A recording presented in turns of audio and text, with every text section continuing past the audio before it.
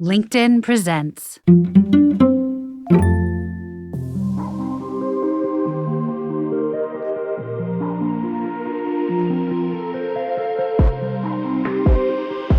This is the Forbes Books Podcast, conversations with remarkable folks who are impacting the world of business and beyond.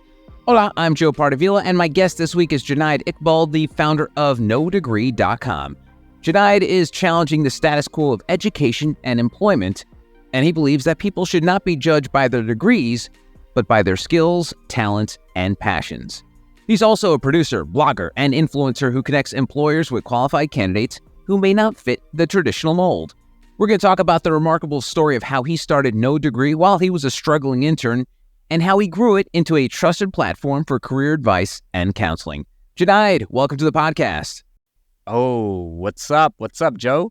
You're up because you're up on the podcast today because I am I don't want to say proud college dropout, but I'm one of the many people that dropped out of college. And I've had this argument for years. And there's this college industrial complex that I grew up in as a Gen Xer, where they basically said, if you want a job, you got to go to college. I found it funny for years, like reception jobs and like project management jobs needed a 4-year degree. I'm like, for what? What do you need college for that?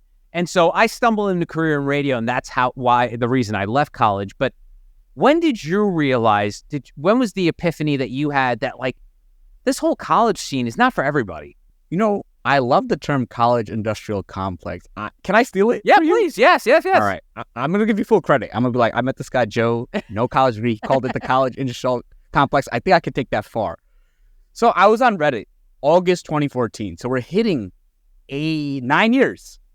Someone asked, for those of you without a college degree who make over 6 figures, how'd you get the job and what do you do? So they're like, I'm a claims adjuster, I'm a surveyor, I'm this random job, right? All these I'm an elevator repairman. And how'd you get the job? My uncle, my cousin, my teacher, this guy was retiring, wanted me to take over his shop and he was going to train me. And then I'm thinking, like, what if you don't have that uncle, cousin, or friend? Are you doomed to like a crappy job in like a retail store? And I was like, well, why can't I be that uncle, cousin, or friend? Because all those jobs, like when they're young, like, hey, I want to grow up and be a surveyor. Or, hey, I want to grow up and be a database administrator for a Salesforce product. The fact is, a lot of people stumble upon these jobs, right? When you're young, you're like, I want to be a doctor, lawyer, engineer, business owner, CEO, some other jobs. And then you get the police officer, firefighter, bus driver, for the kids. A lot of people severely lack knowledge of jobs. Like, people may know about those jobs in their industry, but they don't know what people do, right? Like, I've never heard of what a product manager is, or a product designer, or inside salesperson, or a sales engineer. It's like, and I know majority of high school kids don't know it. And then even if their parents have that job, they just know my dad works in sales or he works in the office.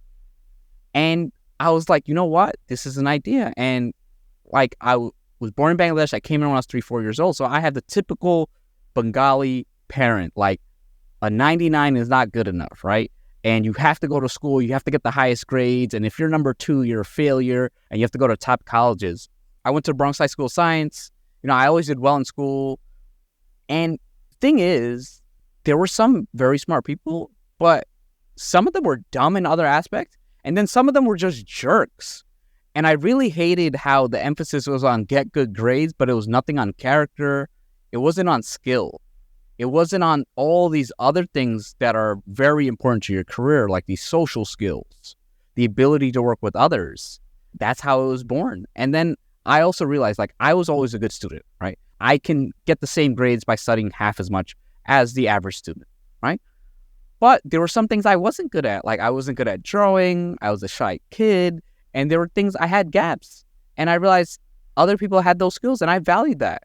And I just didn't like how it was the overemphasis on grades and all that, and not the emphasis on that. And then I knew some great people who would study like crazy, and they would barely pass. And I was like, they're still good people. They can still do something. The class is just not for them. And I knew some people who were great at their jobs or the work that they did. They just weren't good at school. And so I didn't like how school defined so many people. Who knew something good come from a Reddit thread? But when did you realize that it could be a thing? Okay, so I was like, I'm going to just create a blog and I'm going to be rich. I'm going to get lots of visitors and I'm going to make money, whatever. Just a very small idea.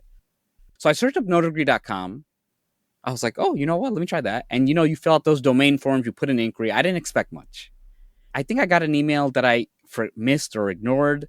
And then I got another email like, hey, we're willing to sell you this website for $1,800. And I called several of my buddies. One didn't pick up. And two of them, I was like, yo, we could split 600 each. We could do it. We're going to be rich. And they loved the idea.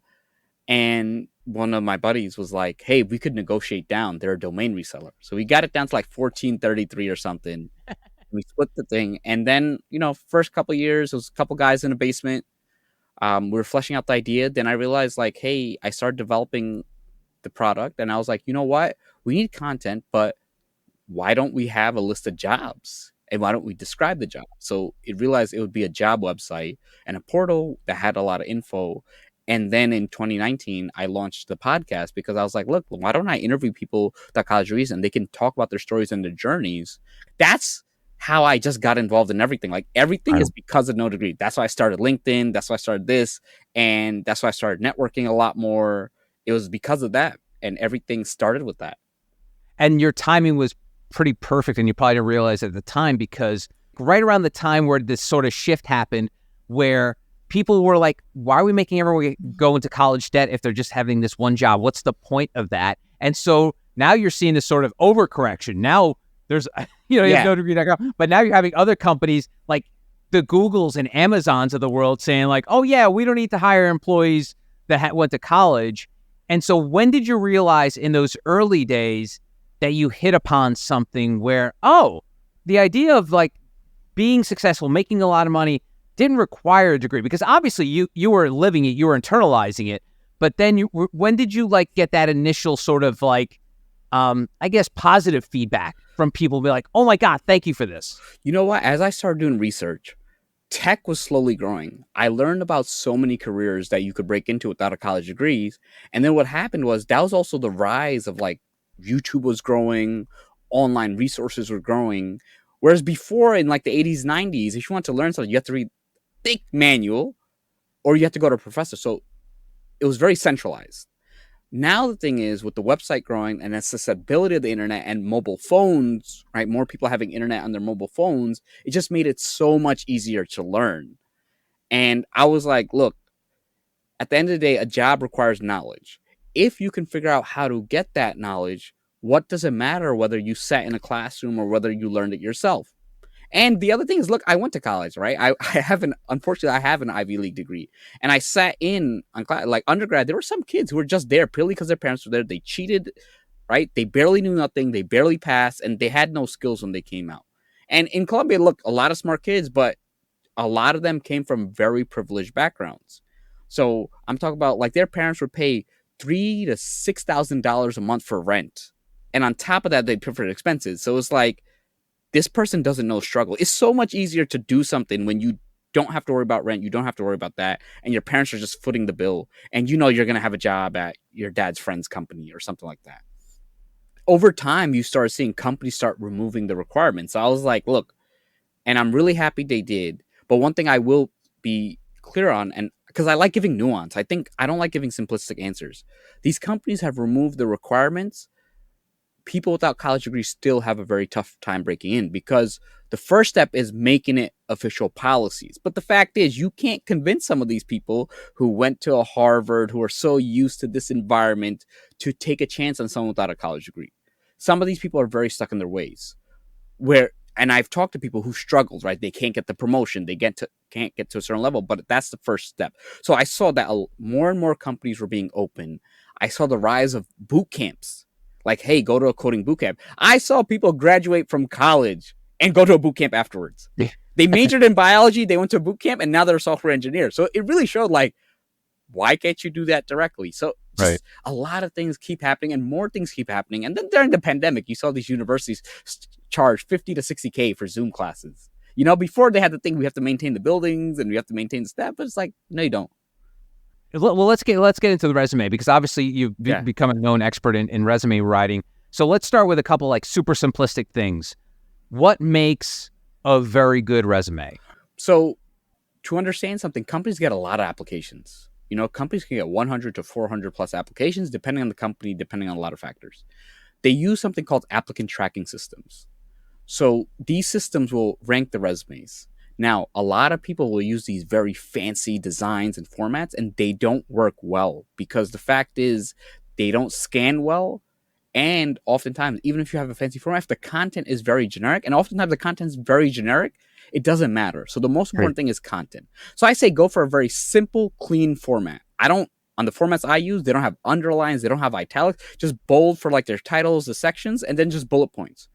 So use bullet points. I've seen people use paragraph. People don't read resumes, they skim them. So think about it as like a one sheet, like a podcast one sheet. Like, hey, without the colorful graphics, because the podcast one sheet should have that. And resume is a sales and marketing document. So many people list their tasks.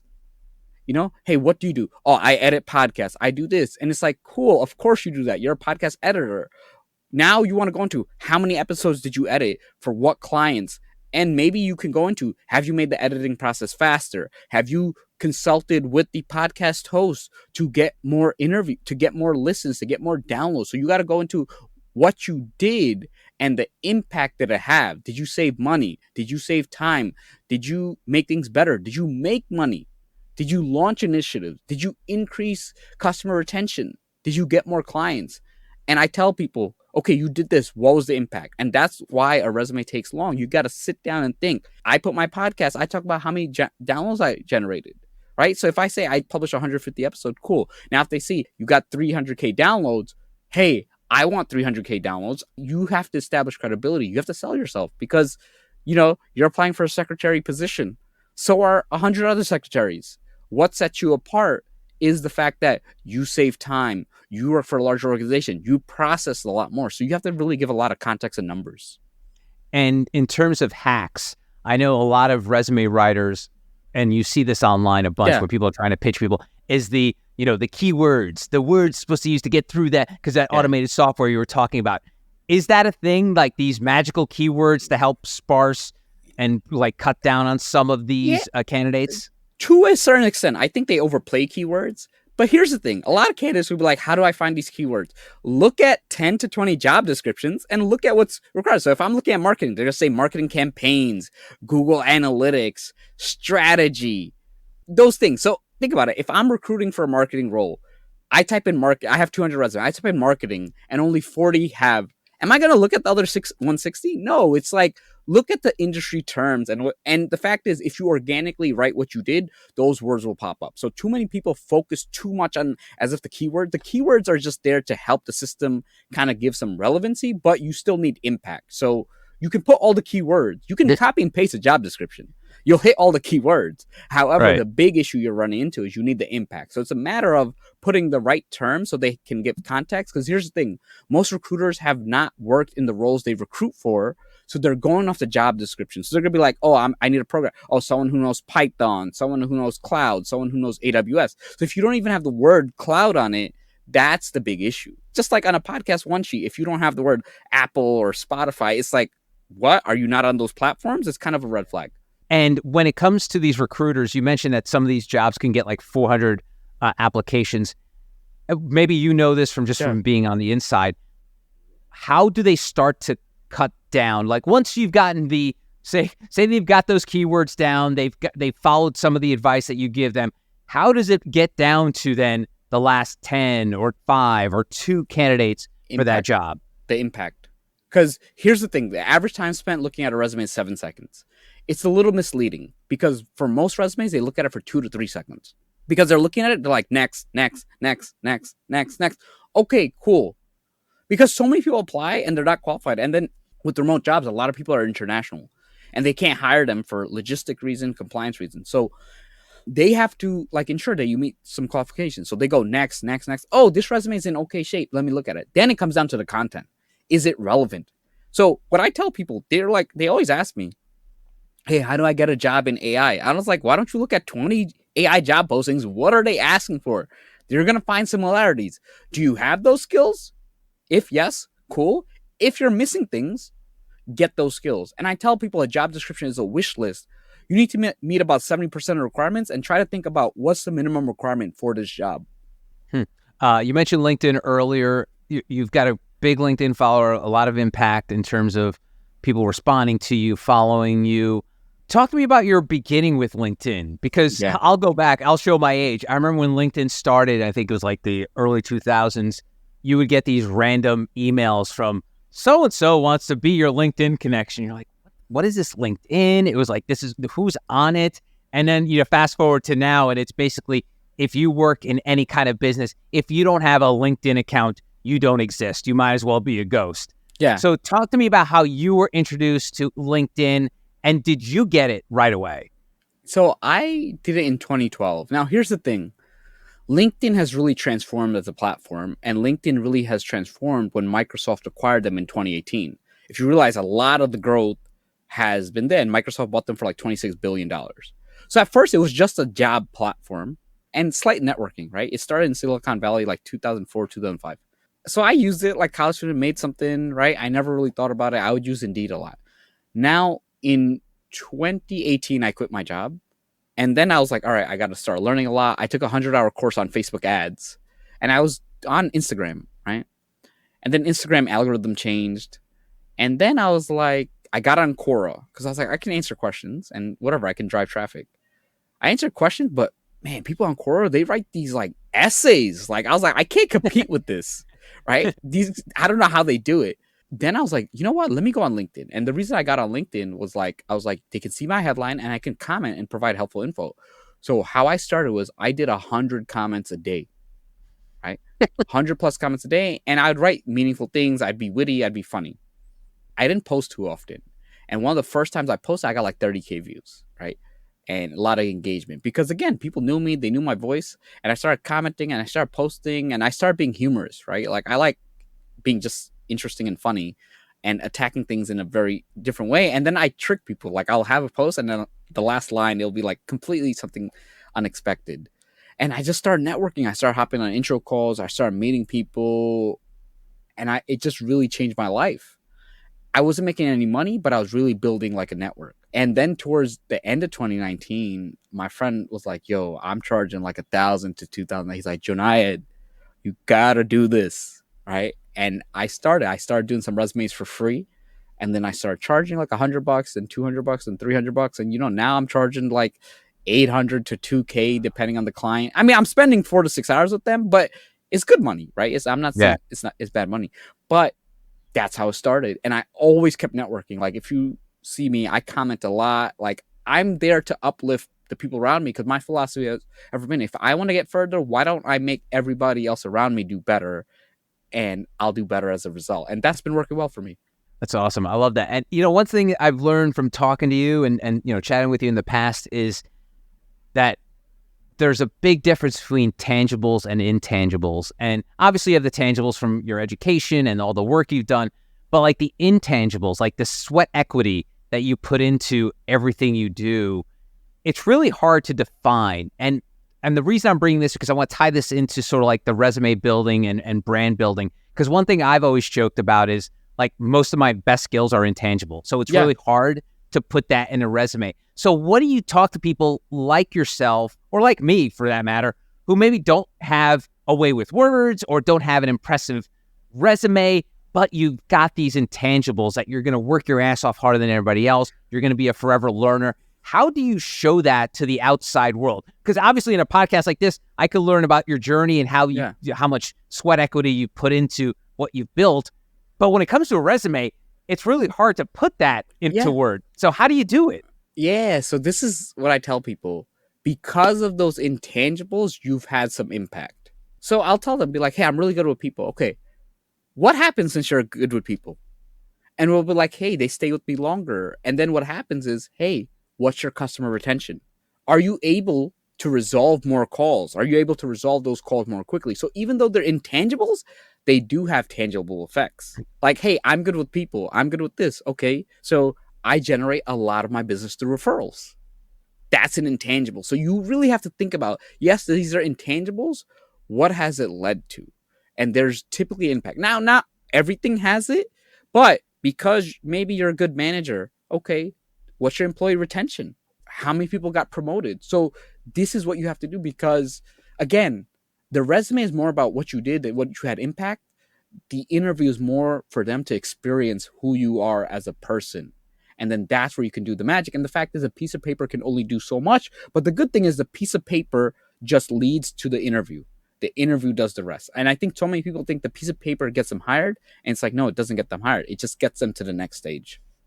I love it. I love how you connected the dots there. It was really well done. And I should circle back a second, because you mentioned when you're starting on LinkedIn and you were doing the resume writing for free.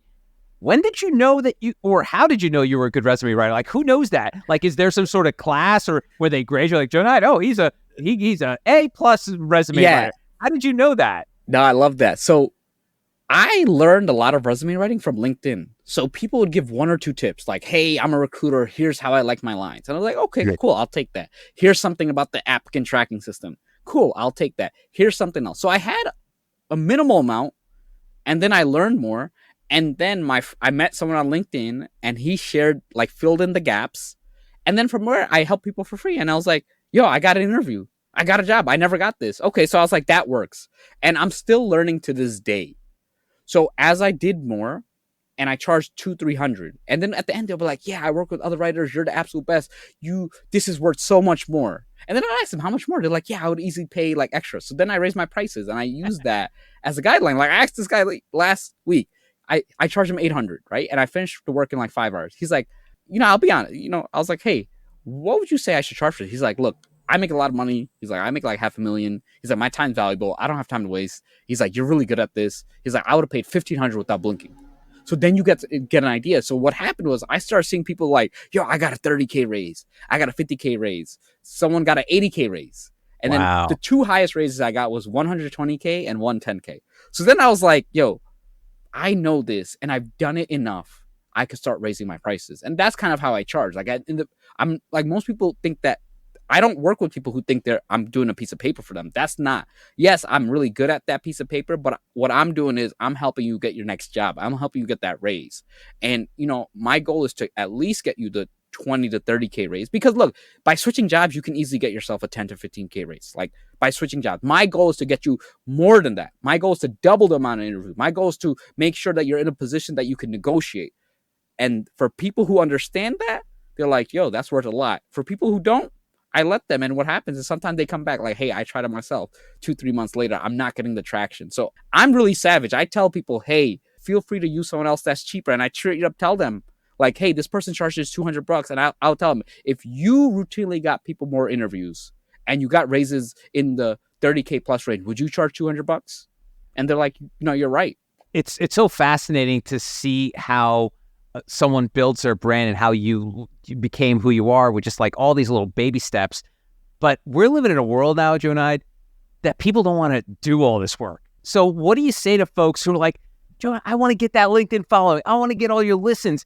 And then at the end of the day, you're going to say, you got to do this and this, but you know what? You got to also work your ass off for like 5 years before you even see that. Like, is that, because I ask that all the time. Like, I have influencers on the podcast all the time. I have folks who've like created brands from scratch.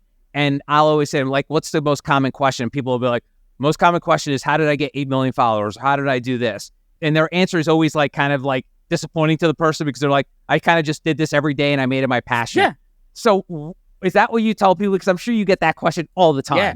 You know what? I tell people, I'm not a magician. Like, you can't apply to one job. It still work. Like, I'll set you up so that it does it. But just like someone, a consultant or a strategy coach can guide you, but you still have to apply. You still have to go out there. And look, you want the followers. It's like, I tell people, you can still grow. Do 100 comments a day. People don't even do 10. And it's like, you want the results of someone who has, and look, there's luck, there's timing and all that. But I've seen people repeatedly do it. I have a friend, man, this dude was pumping out 7 to 10 TikTok videos a day for months straight. Then Threads came out. This guy's doing like 100 plus threads a day, like 50 plus threads a day. Like, the guy's a machine. And the fact that a lot of people think like, hey, I could do it. And look, you could do 1 or 2 videos. Can you do 1 or 2 videos consistently? Let's say 3 videos a week for 3 years. And can you do those videos while on top of your day job, while you're not making any money, while you're not getting any traction? The fact is, it's like, I did the 100 comments a day. I live streamed for hundreds of hours before I made $1. Now, could I have done it quicker? 100% yes. But there's no substitute around the hard work. Like yesterday, I was so freaking tired. Let me tell you, I was working with a client. I was so tired. I was about to fall asleep. So while I was talking to him, I put my head down off camera and I was closing my eyes just so I wouldn't have the visual stimulation. Like, and then I told my mom, I like, there was some tea. I grabbed some tea. Like, you have to put in work. You have to know your strengths and your weaknesses. There's just no shortcuts in anything. Like, so many people like, hey, I want to start a podcast. And I tell them, okay, you want to. Do you want to keep doing a podcast for years at a time? Like, I'm hitting above 160 episodes. I pay editors. So it's either you're going to edit or you're going to pay someone else. Mm-hmm. My podcast costs me well over $1,000 a month to produce, right? I publish it on YouTube and all that.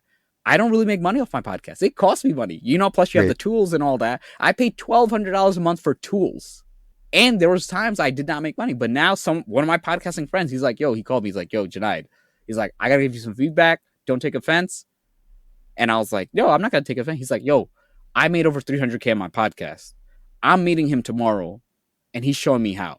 And he's like, look, I charge X amount for this and I'm making money. And he's like, no disrespect. I said, why would I feel disrespected? You're telling me how to make money. Now, you know why that guy called me? He saw me make a tweet that I got fired. So he was like, what's up? You got fired. What's up? Just showing some support. He's like, and he wanted to help. Why did he want to help? I was on his podcast several years ago. He has a different iteration of his podcast. I was on his podcast like 3-4 years ago. I've always supported his initiatives. I'm always liking his posts. Think about it. I do that for hundreds of people, but it's like, can you formulate that? Can you do that? Say, hey, keep doing it. No, you just go out there. You support others. You keep doing it. They like what you're doing. They like your mission and they want to help. That's awesome. It's funny. You kind of George Bailey it.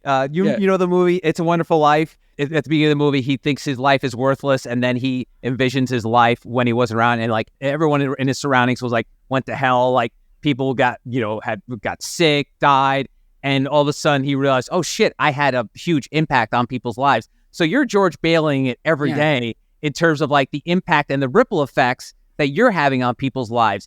Are you aware of that? Do you know that? Or are you just sort of like in your own world that you don't even realize it? No, I know it. And the thing is, I network. I go to a lot of conferences. I get invited to speaking engagements and I'll go. And one guy told me, he's like, Jonaed, your episode with your friend Jay is what started and gave me the confidence to pursue my tech journey. That was an episode I did like 3 years ago. Wow. And then I met that person in person. How wild that is? And then I went to this conference. I met my podcast guests. And, they're like, so cool to meet you. And, it's like, and then you meet these people who like think you're a celebrity. I'm like, I'm just a regular dude who just keeps working at. One day I hope to get like super famous, and then because that helps with podcasting. Yeah. But, you meet people and then you have them send you a message like, I got this job. I broke into this career that I never broke into. And then it keeps happening. And the fact is, I never get tired of it. Never. It's just like, it's magical. It's like the magic of podcast. Like you meet someone and they're like, hey, I listened to the episode that helped me prepare for my interview. Like I spoke to one of my podcast guests. She's like, Jonaed, I have people come to me and tell me that episode gave them the roadmap. And so this is like, they're coming to my podcast guests. So I tell people, have those conversations to know the true impact you're having on people. You mentioned earlier about the fact that, you're able to help people, and you had a couple instances where $100,000, $80,000 raise. For folks listening who aren't familiar with your work, like what verticals, do you specialize in any verticals, industries, or anything like that? No. So I've done resumes from people of all backgrounds. So both of them were sales. The $80,000 raise was a lawyer. The $110K OTE, and they went from 180 to 290, was a salesperson. The 160K to 293, so his was 123, 283. Yeah. He was in sales without a college degree. So I've done it for people of all backgrounds, like project managers, salespeople. I did a resume for a clown too, so if I could do it for a clown, you could do it for other things. Wow. The ones I don't touch are like architecture, some really niche fields. But since I sit down with people for 2 to 3 hours, it's more about how to sell it. I know how to help people sell themselves. That's my skill. I just happen to know how to write resumes. So that's like a byproduct of it. And Jonaed, we spoke a couple weeks ago before we were going to do this podcast, and you just found out that you lost your job. I've never seen anyone so kind of like at ease after losing their job. Where does that come from? Like, Is it just like you're part of your DNA that's like, cool, man, I'll just go find another job. I've got a kick-ass resume, so I'm going to do it right. So, but where does that ease come from? Let me tell you, I have a very strong community. So it's like, I know I can get opportunities immediately. I have no doubt about that. I write resumes, so I know like the ins and outs. I know how to do that. You know why I have to be fully transparent? I live at home, so I don't pay rent. So that is 100%. I would have had a different reaction if I had kids and a mortgage. So that's why it's like, look, I don't mind making the sacrifices right now. And I fully acknowledge that I am privileged to be in a position where I can do that. Not everybody has that. Maybe their family, who knows? But then the other thing is, as soon as I got fired, I called my mentor. I was like, look, I have good news for you. I got fired. I'm ready to take on that opportunity that you have. She's always been like, say, hey, there's something you got to do. I don't know why you're wasting your time with this job. And then I just started networking, and then someone else wants this collaboration because I have skills and I know how I can use these skills. And then I have these other things that I've wanted to do that I haven't been able to do, like paid public speaking engagements. So for me, it was like, I'm ready to go. I set myself up. And again, I don't have kids. So if I had kids and like this mortgage to pay, that would be totally different. So I fully acknowledge that. Well, I will say that probably by the time this podcast is published, I'm sure you'll probably have already had like 3 jobs by then or something like that. I'm sure. And so who knows what will happen by the time when this podcast drops. But I want to say in closing, it's amazing that you can create something out of thin air. And I think that's why entrepreneurship is so magical for people. The running joke on this podcast, Jonaed, is that when I was growing up, like the term entrepreneur was sort of like a punchline. Like when someone said, "Were you an entrepreneur?" They'll be like, "Oh, you mean you're unemployed?" Yeah. So it's I love speaking to entrepreneurs like you that are changing people's lives. Not only living a good life, because you seem like you're happy, you're living a good life. You know, tell your mom I said hi. It's not easy. It's not easy. You know. It's not easy. No. I could never do it. Like I say, another running joke, Jonaed, is like I feel like entrepreneurs are psychopaths. Like why they would do that to themselves. So and you're confessing that you are, but it is amazing the sort of the butterfly effect of like what you do, like that one little thing, like you deciding to start up nodegree.com has had this massive effect, this ripple effect into so many lives, and you probably will have no idea how many outside of like the random person who's going to hit you up on a message, but like not everyone's going to message you and say, hey, thanks for that. There's going to be like hundreds of thousands of people after this that are going to be affected by it, and I think that's to me the essence of like a true impactful entrepreneur. And it's been such a pleasure talking to you. I'm really excited to see what your next job is going to be, because I'm sure it's going to be. No, I'm all in on entrepreneurship. It's not like cool. I'm a terrible employee. It's just I can't because think about it. I'm in a position where I can get paid to do what I love, and I get paid well for it. For someone to offer me a job, they'd have to pay me so much. And even then, I'd keep it for some time before I do this again. It's just like, No Degree is my life's mission. Like, I only got a job temporarily for cash flow, whatever.